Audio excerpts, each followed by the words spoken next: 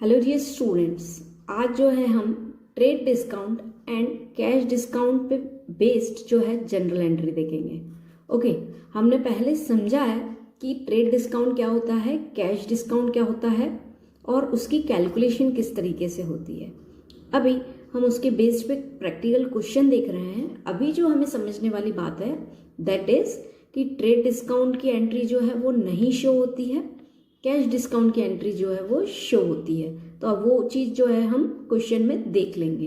And if you have not understood what does this mean, तो आप जो है इससे पहले वाला वीडियो जो है अकाउंटिंग टर्म्स में what does trade discount and cash discount means, वो जो है आप रेफर कर सकते हैं और उसके बाद आप इस वीडियो पे स्विच कर सकते हैं to understand the practical portion of this.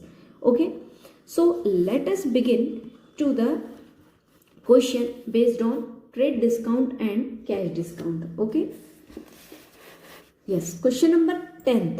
Yes, can you see question number 10th?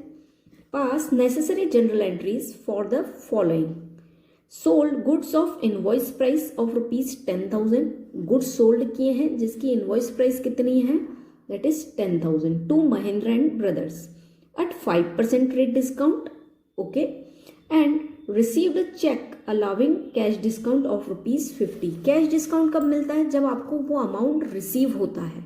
Okay, तो कैश डिस्काउंट दैट मीन्स आपको चेक मिल रहा है ना, और उसने जो है आपने कितना डिस्काउंट अलाउड किया है, that is ₹50।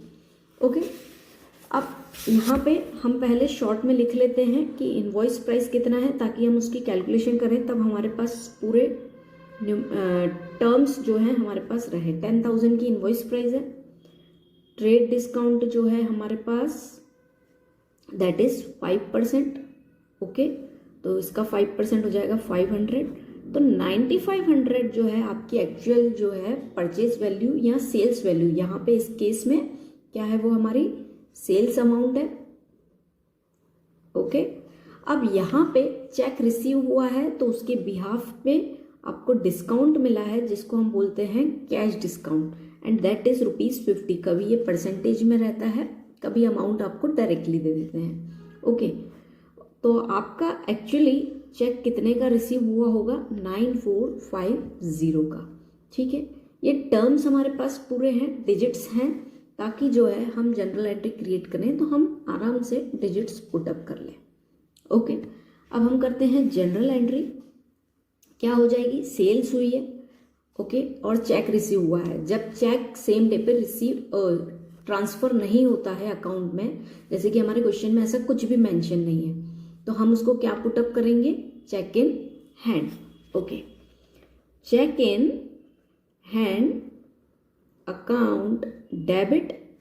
Okay, discount account debit, discount is an expense, यहाँ पे हमारा एक्सपेंस बढ़ रहा है, सेल्स की है तो डिस्काउंट अलाउ कर रहे हैं, that is why it is debited to sales account. अब यहाँ पे हमारी सेल्स कितनी है, दैट इज 9500। ओके,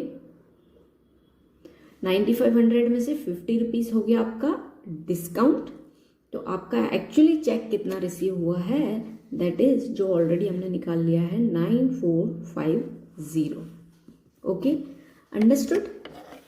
यस, यहाँ पे क्या हुआ है, ट्रेड डिस्काउंट जो है हम डिडक्ट करते हैं बट उसको जो है हम एंट्री में शो नहीं करते हैं।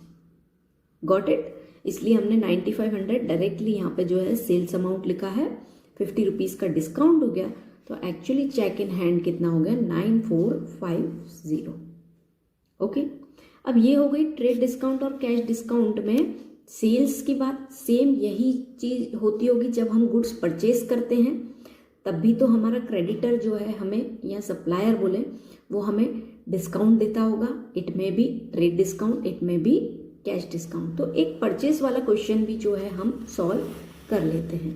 Let us see question number, देखिए आप 11th question number. Can you see question number 11th?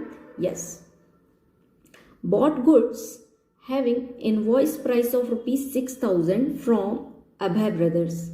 Goods लेकर आए हैं अभय ब्रदर्स से, कितने के, 6,000 के, और 10% trade discount, 2% cash discount, half the amount was paid in cash, cash में कितना अमाउंट पे किया गया है, half. It means discount, cash discount जो है सिर्फ कैश सेल्स या कैश परचेज पे होता है, तो हाफ अमाउंट पे हमें डिस्काउंट देना पड़ेगा, कैश डिस्काउंट। ट्रेड डिस्काउंट जो है वो नेट सेल्स पे दिया जाता है। Pass general entry for this transaction. Okay, अब परचेज हुआ है, पहले हम इनवॉइस लिख देते हैं सेम पिछले क्वेश्चन के जैसे। इनवॉइस प्राइस कितना है, दैट इज 6000।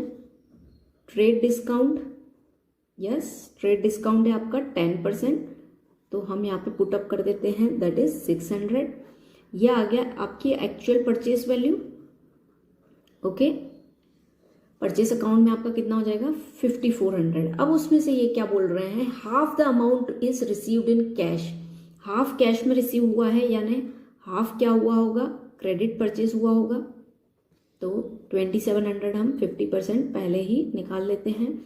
बाकी बचा आपका 2700 जो आपने क्या किया होगा, कैश परचेज किया होगा। ओके, और उस पे आपको डिस्काउंट मिला है, कैश डिस्काउंट। कितना कैश डिस्काउंट मिला है, दैट इज 2%। तो ये 2% कितना हो गया, 54। Okay, yes, let us deduct it. Actually purchase value क्या दी होगी आपने, 2646। ओके, अगर हम इसकी जनरल एंट्री क्रिएट करें तो क्या हो जाएगी इसकी general entry, purchase account debit. अब यहाँ पे कैश एंड क्रेडिट परचेज दोनों ही है, तो नाम आ जाएगा आपके सप्लायर का, अभय ब्रदर्स। टू कैश अकाउंट जो हाफ अमाउंट रिसीव हुआ है, टू डिस्काउंट अकाउंट। अब परचेस आपकी वैल्यू कितनी है, that is 5400। Okay, Abhay brothers के पास कितना चला जाएगा, दैट इज 50%, क्योंकि क्रेडिट अमाउंट है 50%, दैट इज 2700। अब बाकी बचे हुए 2700 में से आपने 2% डिस्काउंट जो है सामने वाले ने आपको अलाउड किया है, तो डिस्काउंट की वैल्यू है आपकी 54। तो 2700 में से 54 रुपीज़ डिस्काउंट हो गया, तो 2646 रुपीज़ जो है आपने एक्चुअली परचेज के लिए पे किए हैं एट दैट टाइम ओनली। ठीक है, ये हो गया। ये परचेज के टाइम पे हमने देखा कि कैश डिस्काउंट की एंट्री एंड ट्रेड डिस्काउंट की एंट्री कैसे होती है। एक बार शॉर्ट में हम फिर देख लेते हैं, यहाँ पे क्या हुआ, हमारा अमाउंट आ गया 5400। ओके, अब 5400 आ गया यहाँ पे अमाउंट। अब 5400 में से 50% ऑफ द अमाउंट जो है पे हुआ है एंड 50% पे नहीं हुआ है, तो हमने यहाँ पे इन दोनों को अलग कर दिया, दैट इज 2700 एंड 2700।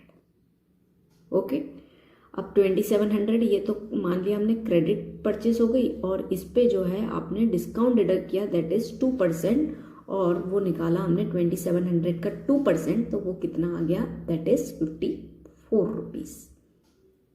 ठीक है, इसी तरीके से हमने यहाँ पे ये कैलकुलेशन की है। ओके, सो आई होप कि आपको चीज़ें समझ में आई होंगी।